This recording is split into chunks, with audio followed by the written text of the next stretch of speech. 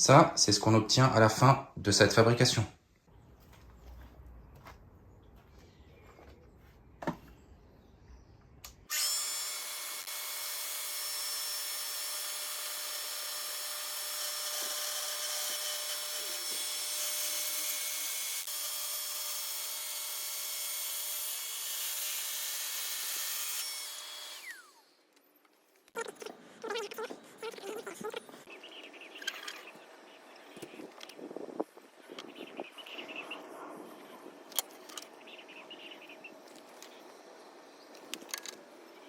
Voilà les réglages que j'ai réalisés pour obtenir cette coupe. Donc je me suis mis à vitesse 5 avec une lame 12 dents, la lame Panthère de chez Festool, que j'ai insérée. Donc veillez bien à soit affûter bien vos lames avant de réaliser vos coupes. Et j'ai également utilisé un pare-éclat. Pareil, ça c'est aussi un consommable, hein, c'est une pièce qui se change. Donc il ne faut pas hésiter à en recommander si vous voyez que l'usure est très prononcée de ce pare-éclat.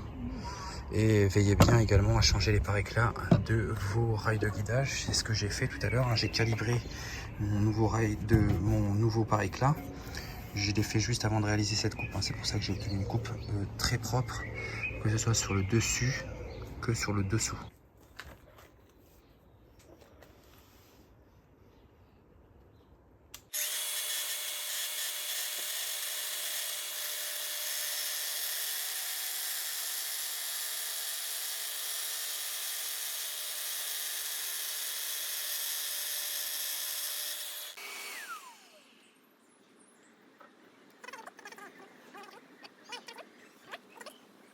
Donc voilà la coupe de plus près. Comme vous pouvez le voir, hein, c'est super net, hein. C'est vraiment hyper net. On peut pas faire plus net en fait, hein. Voilà.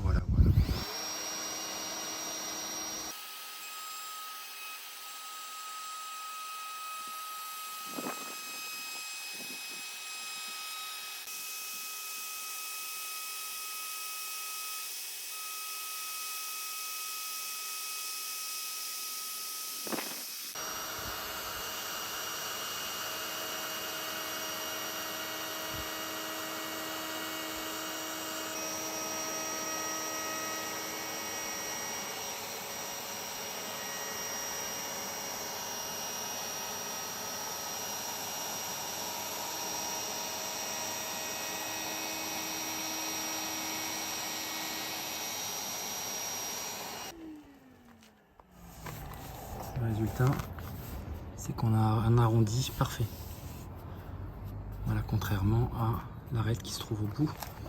Si vous pouvez voir, là on a une arête saillante que j'ai d'ailleurs coupée avec la TS55. Et ici on a l'arrondi. Voilà. Là, vraiment un arrondi qui est joli. Un arrondi qui est parfait.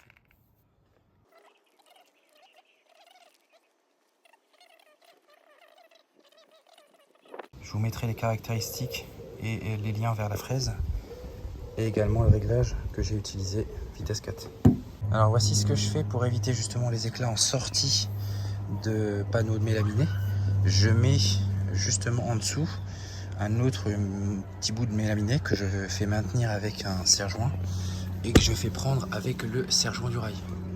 Alors ça m'évite d'avoir un éclatement généralement que je constate en sortie, surtout sur des grands panneaux comme cela. C'est les panneaux de 2,80 par 2,07. Donc quand on a les scies en deux, et ben on a généralement au milieu des éclats. Voilà.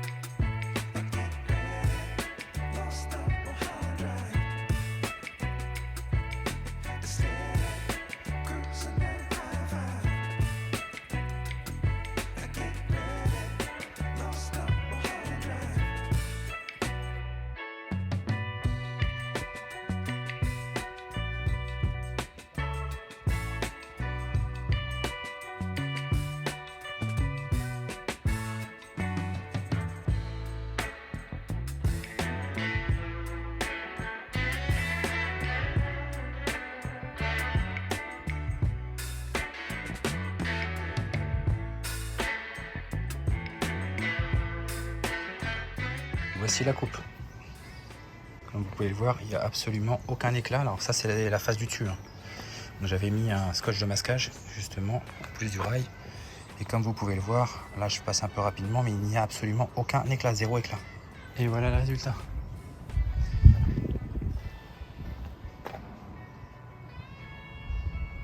Nickel.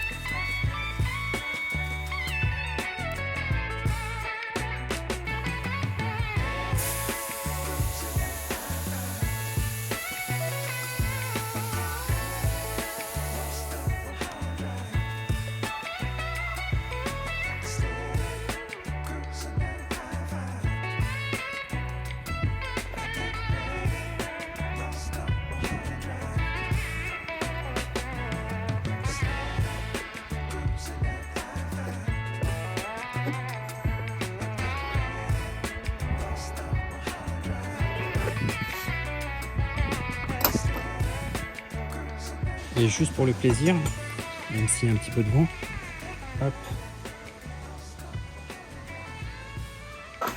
Donc là j'ai coupé ma longueur de champ que je vais devoir poser sur mon étagère. Et comme vous pouvez le voir d'ailleurs, il s'agit bien de Heger et de champs, donc c'est des rouleaux de 75 mètres. Donc j'ai pas mal de champs à poser. J'ai pris donc une bobine de 75 mètres en blanc de la même couleur et c'est donc du WS1100 23 mm en 23 mm de hauteur et 2 mm d'épaisseur. Voilà pour les références. Si toutefois vous étiez intéressé d'utiliser le même type de champ. Donc ça je vais devoir ranger et ensuite on va venir insérer ça dans la machine.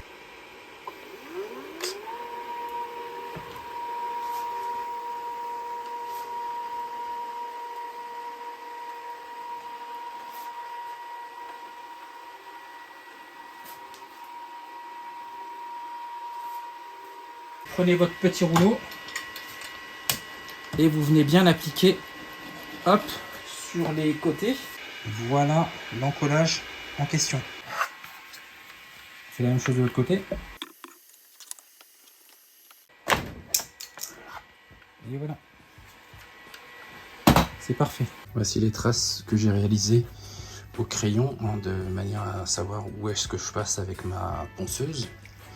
Voilà, comme ça me permet justement de voir là où je suis passé et de vraiment tout effacer avec mes grains 80 et 120 max avec le Rubio.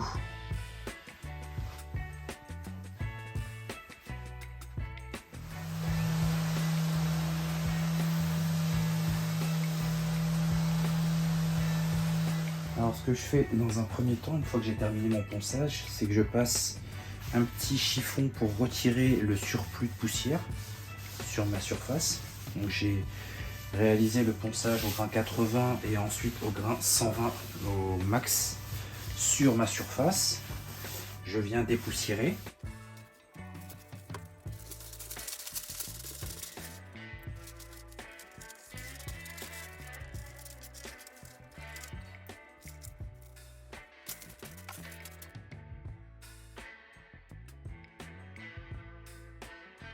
Une fois que j'ai grossièrement dépoussiéré ma surface de travail, je viens appliquer mon cleaner pour pouvoir venir dépoussiérer vraiment plus précisément toutes mes faces et mes bords, et également pour venir ouvrir le port du bois, de mon bois brut, sans pour autant faire relever la fibre de bois. Donc ça c'est pas mal le cleaner à appliquer juste avant de venir passer l'œil plus 2C, hein, le Rubio Monocote 2C, deux composants A et B. Donc je vais vous montrer dans un instant.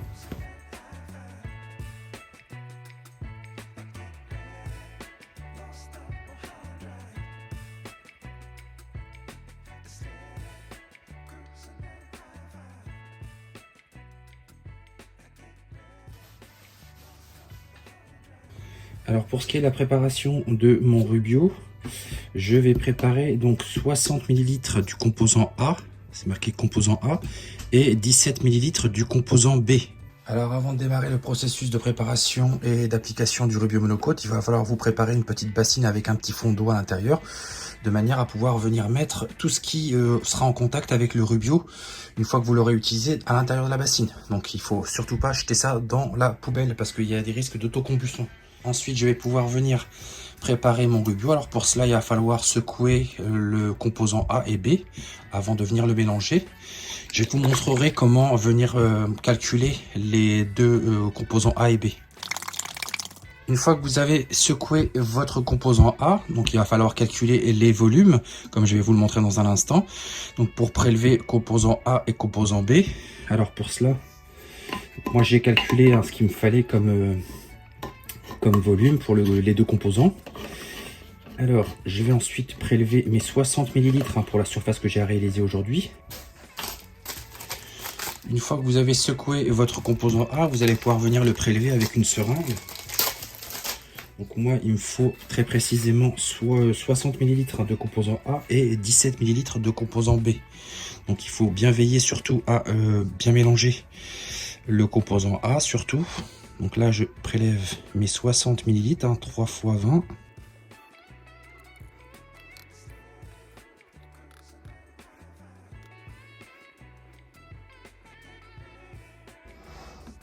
Alors, vu que je vais traiter qu'une seule face, je fais la moitié, donc de 60, ça fait 30 ml.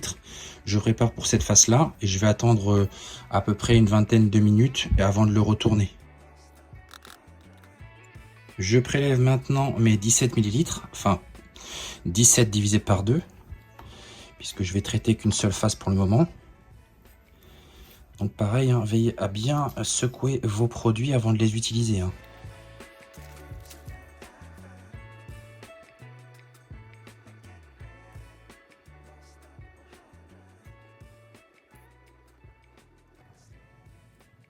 Voilà, une fois que vous avez versé votre durcisseur à l'intérieur, il va falloir touiller avec une touillette. Vous prenez une touillette et vous venez touiller. Mélangez bien vos deux composants, le durcisseur avec l'oil plus 2C, avec votre Rubio monocote. Donc là, on est sur un Rubio monocote white 5%, ce qui permettra de garder la teinte claire de mon plan de travail en EVA. Donc si vous souhaitez garder vos teintes claires de vos bois, je vous conseille l'oil plus 2C en white 5%. Donc une fois que vous avez terminé de touiller, vous pouvez essuyer votre touillette pour la garder. Vous jetez bien ça dans la bassine avec de l'eau. Une fois que votre préparation est terminée, vous allez pouvoir venir l'appliquer avec les petites éponges que vend Rubio par exemple.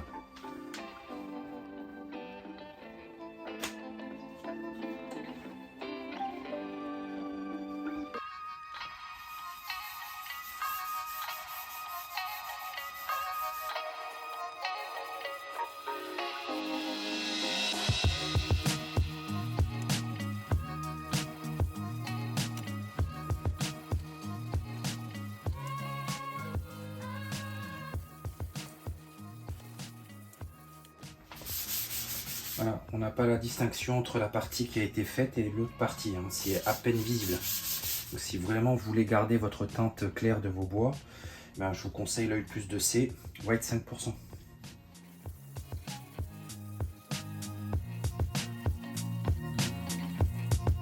L'avantage du Rubio monocote oil plus 2C et du Rubio monocote de manière générale, c'est que vous pouvez faire des retouches sans que les raccords ne se voient et que lorsque vous passez votre Rubio par exemple sur vos bords, comme ceci, vous n'avez pas peur d'avoir des coulures qui vont apparaître sur le dessous. Lorsque vous allez venir appliquer un chiffon dans 5-10 minutes, pour pouvoir retirer le surplus, vous allez pouvoir effacer justement les quelques traces qui vont persister.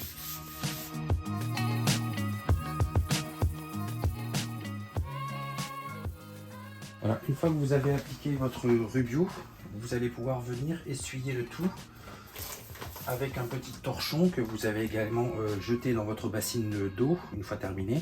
Donc votre éponge et votre petit chiffon. Alors Rubio, ils vendent ce genre de paquet d'1 kg de petits chiffons blancs. Donc là, on va laisser agir à peu près 5 à 10 minutes. Et ensuite, on viendra essuyer avec notre petit torchon propre.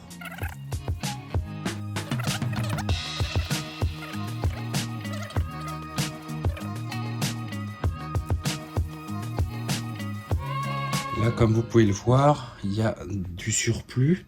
Prenez votre torchon et vous venez essuyer. Voilà. Là, vous retirez le surplus. Donc Rubio Monocoat préconise d'attendre 24 heures pour avoir un séchage à 75% en profondeur. C'est ce que l'on va faire. Donc là, on va pouvoir le retourner malgré tout pour pouvoir venir appliquer le Rubio sur l'autre face. Et c'est ça l'avantage du Rubio, c'est que vous n'avez pas de temps de séchage. Vous pouvez manipuler vos planches. Alors pour avoir un séchage en profondeur, il faut attendre 24 heures, c'est les préconisations de chez Rubio. Alors autre chose pour savoir si vous avez passé votre torchon partout pour retirer le surplus, alors vous passez votre torchon comme ceci, et si vous avez une glisse parfaite de votre torchon, c'est que vous l'avez passé partout. Donc si vous avez une petite accroche, et ben c'est que vous n'avez pas passé à certains endroits. Donc vous frottez comme ça et vous sentez en fait sous le torchon les endroits où vous n'avez pas passé en fait, puisque là où vous avez passé, vous avez une glisse plus importante. Voilà, donc le résultat, il est nickel. Il est vraiment parfait, c'est nickel. C'est pas du tout poisseux à la main, c'est vraiment sec, c'est totalement sec en fait.